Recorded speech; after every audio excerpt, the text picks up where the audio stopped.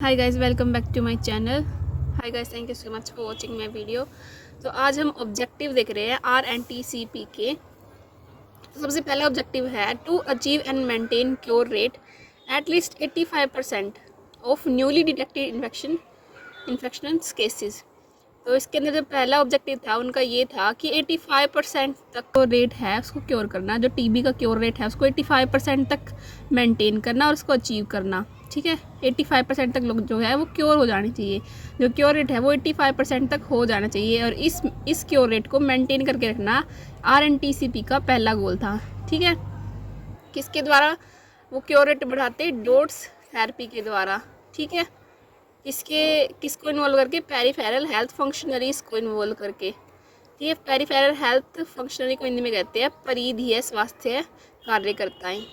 ठीक है, तो ये था इसका पहला गोल। इसके बाद हम सेकंड गोल पढ़ते हैं। सेकंड जो गोल था RNTCP का वो था to achieve and maintain detection at least 70% cases during quality sputum microscopy. ठीक है, तो जो डिटेक्शन है ना उसके रेट को डिटेक्शन रेट जो है वो 70% तक अचीव करना और मेंटेन करना। ठीक है, कैसे डिटेक्ट करना? क्वालिटी स्पुटम माइक्रोस्कोपी के थ्रू।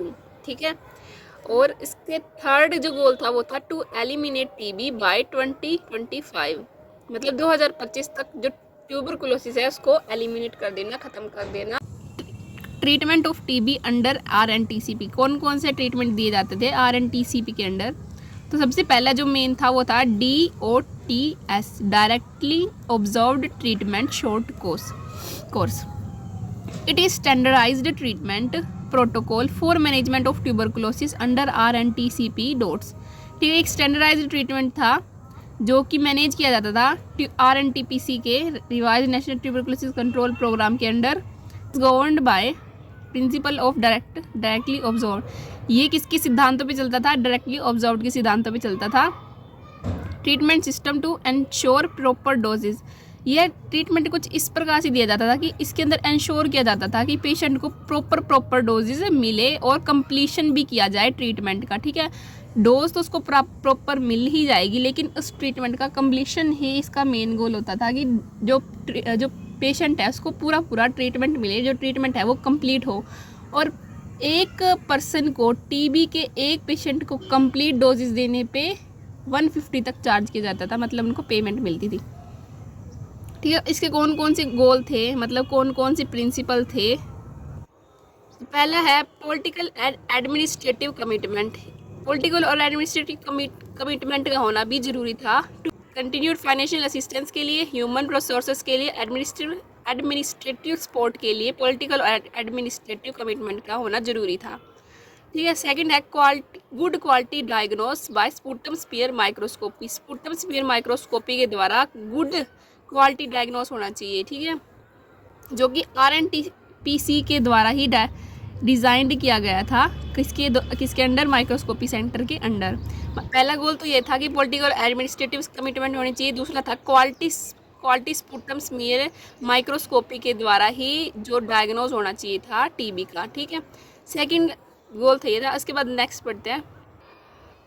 थर्ड था uninterrupted supply of quality drug. Quality drug का जो है अनइंटरप्टेड सप्लाई होनी चाहिए, मतलब कि बीच में रुकावट नहीं आनी चाहिए। Directly observe treatment, an observer और ट्रेंड कम्युनिटी वॉलंटियर। जो डायरेक्टली ऑब्जर्वर जो भी डोट्स प्रोवाइड करेगा ना वो एक कम्युनिटी का वॉलंटियर होना चाहिए। ठीक है, और वो भी ट्रेंड, जैसे कि कोई टीचर हो सकता है, आंगनवाड़ी वर्कर हो सकती है, दाई हो सकती है, एक्स पेशेंट्स हो सकते हैं, सोशल वर्क हो सकते हैं और MPW हो सकते हैं। ठीक है, मतलब कम्युनिटी में से ऐसा कोई पर्सन होना चाहिए जो कि डोट्स प्रोवाइड करेगा, और वो इनमें से कोई भी हो सकता है।